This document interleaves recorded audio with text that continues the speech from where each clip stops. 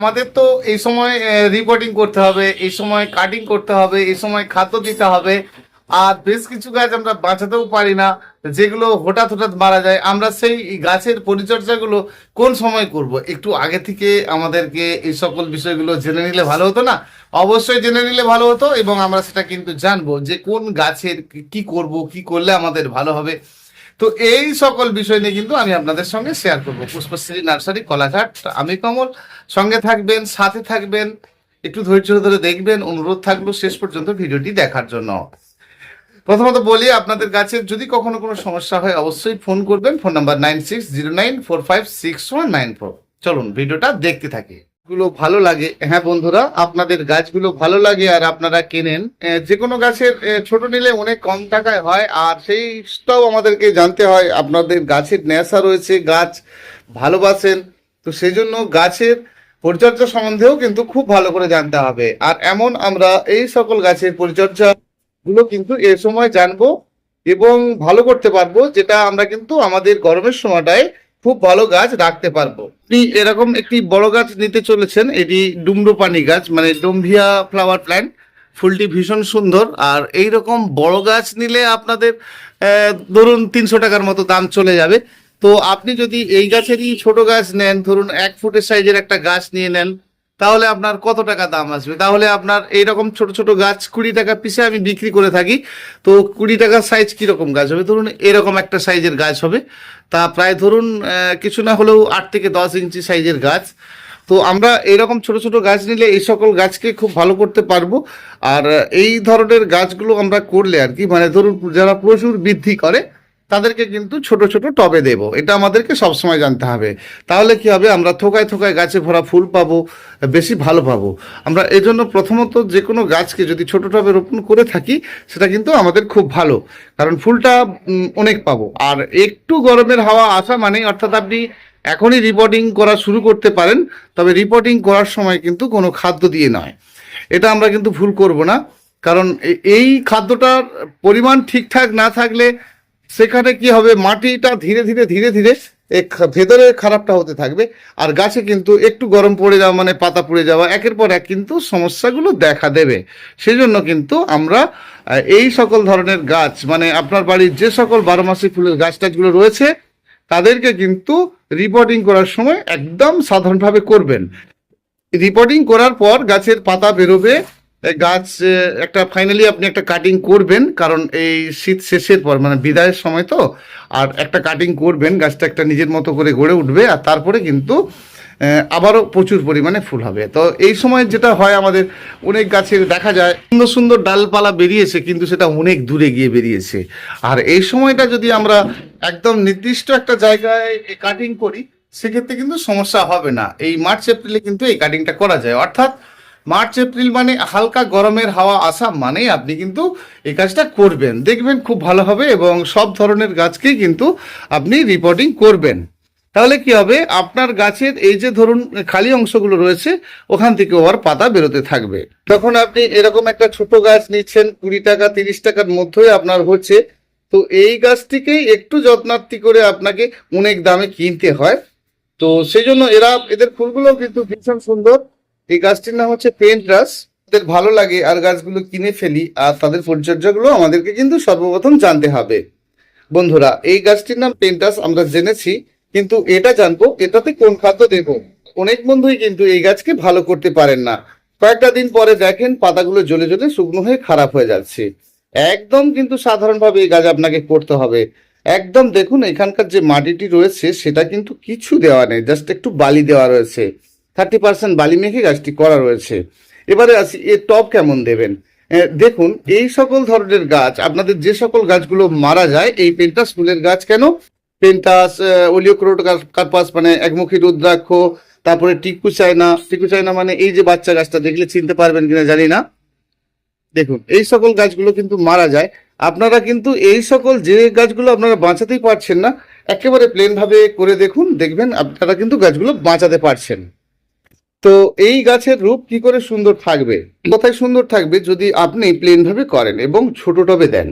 সবসময় এই ধরনের যে গাছগুলো ছোট টবে দেবেন, তাহলে কি হয়, আমাদের পরিমাণে একটু বেশি কম জলে কিছু যায় আসে না। আমরা গাছে যখন জল দিই এত তো মেপে চেপে দেওয়া যায় না, তো সেই জন্য আমরা যদি একটু বেশিও জল দিয়ে ফেলি আমাদের কিছু সমস্যা কিন্তু হবে না। সেই জন্য এই ধরনের গাছগুলো যখন আমরা করব অবশ্যই ছোট টবে প্রথম অবস্থাতে দেব। তো গাছ একটু হেলদি বড়সড় হয়েছে অনেক বেশি ফুলের জন্য আপনি প্রথমত ধরুন এটা একটা 4 ইঞ্চি টবে রয়েছে, আপনি 8 ইঞ্চি পর্যন্ত টবে দিতে পারেন। তবে জলের পরিমাণ খুব কম থাকতে হবে এবং আপনার এই গাছগুলো রোপণ করলে সেমি লাইট অর্থাৎ ছাওয়া রৌদ্রেতে রাখতে হবে। তো ছাওয়া রৌদ্রেতে কিন্তু আপনি এই পেন্টাস গাছ রাখবেন, টিকু চায়নার গাছ রাখবেন, এই ওলিওক্রোটোকার্পাস মানে একমুখী রুদ্রাক্ষীর গাছ রাখবেন। এদেরকে একটু ছাওয়া রৌদ্রতে রাখলে গাছগুলো খুব সুন্দর থাকে এবং প্লেন মাটি এরা খুব পছন্দ করে। আমরা যেমন এরপরে গোলাপ গাছকে বারে বারে স্নান করাবো, গোলাপের ওষুধ একটা আপনাদেরকে দিতে হবে। তো সেই ওষুধ আপনারা দেন, অবশ্যই মাইট পোকার ওষুধ যেমন দেন, বালি পোকা বা রেড মাইট বলবেন, এই ধরনের ওষুধ কিন্তু মাঝে মধ্যে দিতে হবে। এবং হালকা গরম আসা মানে কিন্তু আপনাদেরকে সারাদিনে 2-3 বার করে স্নান করাতে হবে। গাছ কিন্তু আপনার একদমই সুস্থ থাকবে। যেমন রেড মাইটের ওষুধগুলো আপনারা দেবেন এই জারবেরা গাছে, কিন্তু দিচ্ছেন, কিন্তু দেখুন গাছটি দেখানোর জন্য আপনাদেরকে রেখেছি, পাতার অবস্থা খুব খারাপ হয়ে যাচ্ছে।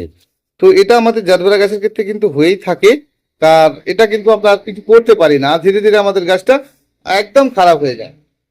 তো আমরা কি করি, অনেকে ভাবি খৈলে জল দিচ্ছি বলে হচ্ছে না, আমরা অনেকে ভাবি এর ওষুধটা কি সঠিক নয়, না, এইরকম পরের পর একের পর এক আমরা কিন্তু ভাবি। কিন্তু মূলত আপনাকে যেটা জানতে হবে যে যদি আপনি জারবেরা গাছ ভালোবাসেন বা করে থাকেন বা করার ইচ্ছুক থাকেন, তাহলে আপনি কিন্তু এই কাজগুলো করেন। আপনি ফাঙ্গিসাইড ওষুধ দিচ্ছেন, ভালো ওষুধ দিচ্ছেন, অন্যান্য কীটনাশকগুলো দিচ্ছেন, কিন্তু আপনি যেটা করবেন আপনার খুব ভালো হবে। দেখুন আমি একটা কথা বলি, এই যে পাতাটা দেখুন আপনার বেঁকে গেছে, দেখুন। তো আপনি যেমন ধরনেরই ওষুধ দেন না কেন, এই পাতাটা কি আপনি আর সোজা করতে পারবেন, শেষ করতে পারবেন? পারবেন না। তাহলে কি হবে, আপনার আবার নতুন পাতা ফেরোতে হবে। এই গাছ কিন্তু এই ধরনের পাতাগুলো যখন গাছের মধ্যে রাখে, গাছটি খুব কষ্ট বোধ পায়। ঠিক পাতার অপোজিটে দেখেন মশলা মেরে গেছে, পাতার মধ্যে পাতাগুলো মোটা মোটা টাইপের হয়ে গেছে। তো এই সকল গাছকে ভালো করতে গেলে আপনাকে কি করতে হবে, এই সকল পাতাকে কেটে ফেলে দিতে হবে। কোথা থেকে কাটবেন না, একটু একটু করে আপনি রাখবেন। এই ধরুন এই যে পাতা, এরকম জায়গা থেকে আপনি কেটে দেবেন। এরকম যদি আপনি কেটে দেন, তাহলে তারপরে আপনি ওষুধ দেন, আপনার খুব ভালো কাজ হবে এবং উপকার পাবেন। তাতে কি হবে, গোড়া সম্পূর্ণ রৌদ্র পাবে এবং এই জারবেরা গাছ কিন্তু এই রোগমুক্ত পাতাগুলো বিদায় নেবে। তারপরে আপনি ওষুধ দেবেন, যে কোনো রেড মাইটের ওষুধ দেবেন। এক কথায় আপনি আপনার গাছগুলো ভালো করতে পারবেন। মাঝে মধ্যে যেমন ফাঙ্গিসাইড দেন, গাছের গোড়ায় চুনির জল দেন, খৈলের জল দেন, দেবেন। অনেকে আমরা মনে করি যে খৈলের জল দিলে ভালো হয় না, এটা কিন্তু সিস্টেম না। অর্থাৎ এটা আমাদেরকে জানতে হবে, এর সঠিক সম্বন্ধে আমাদের জানতে হবে, সেটা কিন্তু এটাই। তো বন্ধুরা, আপনাদের কাজে লাগবে এমন কথাই বলি আমি, আবল তাবল বলে তো লাভ নেই। আপনি আপনার গাছটিকে ভালো করতে পারবেন, খুব ভালো করতে পারবেন। তবে হ্যাঁ, যদি আপনার গাছটি কোকোপিট বা ভার্মিকম্পোস্ট বা ইত্যাদির মধ্যে রোপণ করা থাকে বা যে অবস্থায় আপনি কিনে নিয়ে এসেছিলেন আপনার সেই মতো অবস্থাতে থাকে, তাহলে কিন্তু গাছটিকে আপনি অবশ্যই রিপোর্টিং করে দেবেন। দেখবেন আপনার গাছটি সুন্দর হবে। কারণ এখানে যে ভার্মিকম্পোস্ট কোকোপিট দিয়ে গাছটি তৈরি করা হয়, সেই মাটি কিন্তু ধীরে ধীরে খারাপ হয়ে যায়। তো গাছ কিনে নিয়ে আসার সময় আপনাদের যেগুলো হয়, আমরা অনেকে মনে করি এর ভেতরে কেসিং থাকলে মারা যায় না, কেসিং এর জন্য কিন্তু এটা হয় না। সেই জন্য আপনারা কিন্তু এটাকে সম্পূর্ণভাবে ঝেড়ে নিয়ে পুনরায় রোপণ করবেন। দেখবেন ওই ভার্মিকম্পোস্ট কোকোপিট যেগুলো ছিল সেগুলো ভালোই ছিল, কিন্তু কথাই এই মতো অবস্থাতে আর ভালো নেই। বাস আপনার গাছটা কিন্তু আবার সুন্দর হয়ে যাবে। এবং জারবেরা গাছ রিপোর্টিং করার সময় আপনারা দানা দানা মাটি নেবেন এবং গ্রো ব্যাগে রোপণ করার চেষ্টা করবেন। কত ভালো দিন, দেখুন আমার এই কোলাঘাটে দোকান আজ 15 বছর হয়ে গেল প্লাস। তো এই দিদিভাইয়ের সঙ্গে পরিচয় করাই, এই কারণে আপনাদের সঙ্গে পরিচয় করাচ্ছি। আমি যখন প্রথম এই দোকানে গাছ বিক্রি করি, প্রথম গাছ কিন্তু আপনি কিনেছিলেন, তাই তো? প্রথম গাছ আমি বগ্নি করেছিলাম বা বিক্রি করেছিলাম এনার হাত দিয়ে। কিন্তু খুব ভালো একটা শুভ দিন, সেই জন্য এনার পিকচারটা নিলাম। আপনার নামটা একটু বলবেন আর বাড়ি কোথায়? হ্যাঁ, আচ্ছা, কোলাঘাট। আচ্ছা, ভালো থাকবেন। আবার এসছেন আমার কাছে, এখন কটা বাজে? রাত্রি 10টা বেশি হয়ে গেল। একটা অনুষ্ঠানের বাড়ি থেকে ফিরে আসলে খোলা পাবো ভাবতেই পারিনি। আমি এসেছি আচ্ছা, আমাদের আচ্ছা, যে আচ্ছা। ঠাকুর বাড়ি থেকে, আচ্ছা, আচ্ছা। আমাদের যে পঞ্চম জেনারেশন অবিন্দা বলেছেন হ্যাঁ। প্রত্যেকটা মানুষ একটা করে ফলের গাছ লাগাতে। আচ্ছা, ঠিক আছে, আমি আপনাকে, আমি ফলের আপনি আসবেন, আমি দেব, এবং অবশ্যই মার্জিত রেট নেবো, চিন্তা নেই। হ্যাঁ বলছি, এখনই এখন আপনি বিয়ে বাড়িতে যাবেন যে? না, বাড়ি যাচ্ছি। ও আচ্ছা, তাহলে আপনি একটু বসুন, আমি ভিডিওটা করে নিই, আপনাকে দিচ্ছে। ঠিক আছে। একে একে নতুন বন্ধুদের সঙ্গে পরিচয় হয়, আর সুন্দর লাগে, ভালো লাগে যে আপনারা ভালো গাছ করেন। গাছ সম্বন্ধে বলার চেষ্টা করি, দৈনন্দিন একটি করে ভিডিও দেওয়ার চেষ্টা করি। সময়ের অভাবে হয়তো সব দিন দিতে পারি না, তবে বন্ধুরা অবশ্যই যেটুকু জানতে পারবেন সেটুকু কাজের জন্য জানতে পারবেন, আর আপনাদের গাছ ভালো হোক সেটাই আমরা চাইবো। দেখুন, এই যে লেবু গাছটি দেখছেন, যেমন লেবু গাছে ফুল এসে যাওয়ার পর আপনারা কিন্তু ভরপুর মাত্রায় গাছে জল দেবেন। তো জল কিন্তু আপনারা প্রচুর পরিমাণে দেবেন, তবেই কিন্তু লেবুগুলো ফুল থেকে ফলে পরিণত হবে। ফুল থেকে ফলে পরিণত হলে তারপরে তরল খাদ্য যেমন আপনারা দেন, ভাতের মাড়, পোষানোর খাদ্যগুলো দেন, তাহলে সেগুলোই কিন্তু দেবেন, অসুবিধে নেই। যেমন আমার খাদ্য তৈরি করার ভিডিওটি দেওয়া রয়েছে, পুরানো ভিডিও, সেটা দেখে নেবেন, তাহলে আরো সুবিধা হবে, কারণ এটাতে আর বলছি না। আর গাছকে কিন্তু সুন্দর রাখতে পারবেন। যেমন এই অ্যাজিলিয়া গাছ আমরা যারা করছি, আমাদের অনেকেই যারা গাছ কিনছি, আমাদের কিন্তু প্রথম অবস্থাতে কি থাকে না, না মাটি আমাদের প্রস্তুত থাকে না। আর গাছের ফুলগুলো এতটাই ভালো লাগে, সেজন্য কি হয়, আমরা একটা একটা করে গাছও কিনে নিই। আর সেক্ষেত্রে কি হয়, আমরা এই গাছকে খুব ভালো রাখতে পারি না। তো এর সম্বন্ধে একটু বলি, আপনাদের কাজে লাগবে। এটি সম্পূর্ণ পাতা সালের উপরে রয়েছে, দেখতেই পাচ্ছেন অনেকগুলো ছিদ্র রয়েছে। আপনারা যেটা করবেন, একটা করে ব্লেড দিয়ে একদম লম্বাটে লম্বাটে করে 6-7 জায়গায় কিন্তু উপর থেকে নিচ পর্যন্ত, মানে দেখাই তাহলে বুঝতে পারবেন, এই জায়গা থেকে এই পর্যন্ত, মানে একদম তলাভাগ পর্যন্ত লম্বা লম্বা করে ব্লেড দিয়ে একটু কেটে দেবেন। আর তারপরে কিন্তু আপনারা যতদিন না পাতা সার নিজেরা বানিয়ে নিতে পারছেন, কিনে নেবেন না, নিজেরা বানিয়ে নেবেন। তো কিনে নিলে আপনাদেরকে সঠিক দেখে নিতে হবে, কারণ পাতা শুধু পচিয়ে নিতে হবে, তার সঙ্গে সেটাকে অনেক কিছু দিয়ে পাতা, সেটা কিন্তু চলবে না। তো সেই জন্য সেই পাতাকে আপনারা কিন্তু যেমন বাড়িতে যেটা পেয়ে যাবেন, কিচেন কম্পোজ ইত্যাদি ইত্যাদি, সবকে কিন্তু একসঙ্গে পচিয়ে নেবেন। আর সেটা পচতে আপনার ধরুন 2-4 মাস তো সময় নেবে, তারপরে কিন্তু আপনি এটিকে খুলে রোপণ করবেন। এই মতো অবস্থায় যদি আপনার গাছ থেকে থাকে বা রোপণ করে থাকেন, তাহলে কি হবে, এইটা সহই বসাবেন, মানে পলিথিনটি খুলবেন না এই গাছটির ক্ষেত্রে। আর এই গাছটি আপনি বসাবেন, যেটা করবেন যে এই ফুল গাছের ফুল শেষে কিন্তু ডগাগুলো পিঞ্চ করবেন, এবং যে কোনো ফাঙ্গিসাইড, আপনার বাড়িতে সাব ফাঙ্গিসাইড থাকুক, ব্যাবিস্টন থাকুক বা অন্য কিছু থাকুক, সেটা কিন্তু সপ্তাহে দিতে ভুলবেন না। অবশ্যই লিটারে 1 ml করে দিয়ে স্নান করাবেন। সব থেকে বড় কথা, এতে কিন্তু রেড মাইটের পোকা ভীষণভাবে আক্রান্ত করে, গাছের ক্ষতি করে।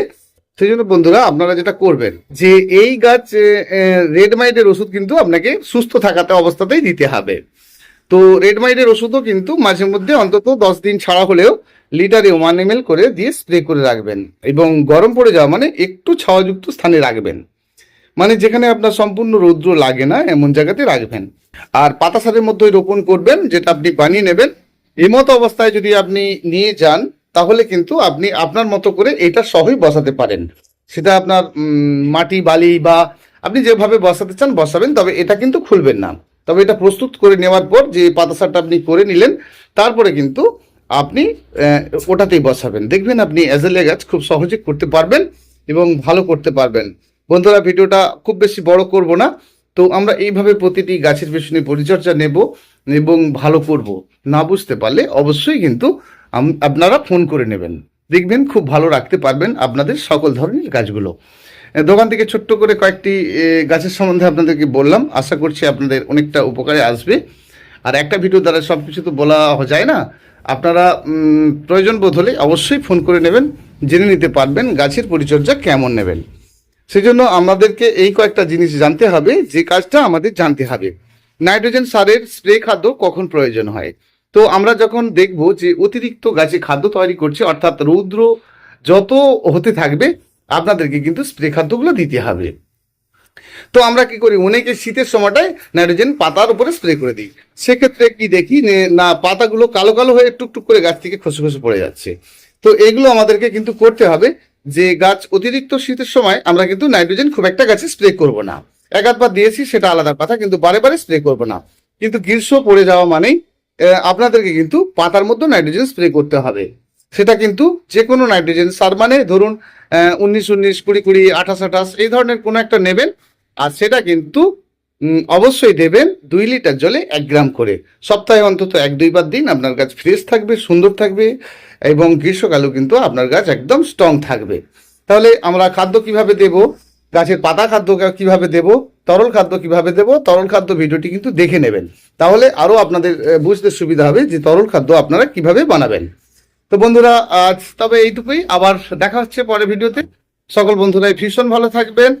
আর চ্যানেলে আমার নতুন বন্ধুরা অবশ্যই পুরানো ভিডিওগুলি দেখবেন, ভালো লাগবে আপনাদের, এবং গাছের সম্বন্ধে আরও কিছু জানতে পারবেন। ভালো থাকবেন, ধন্যবাদ, দেখা হচ্ছে পরের ভিডিওতে, ধন্যবাদ।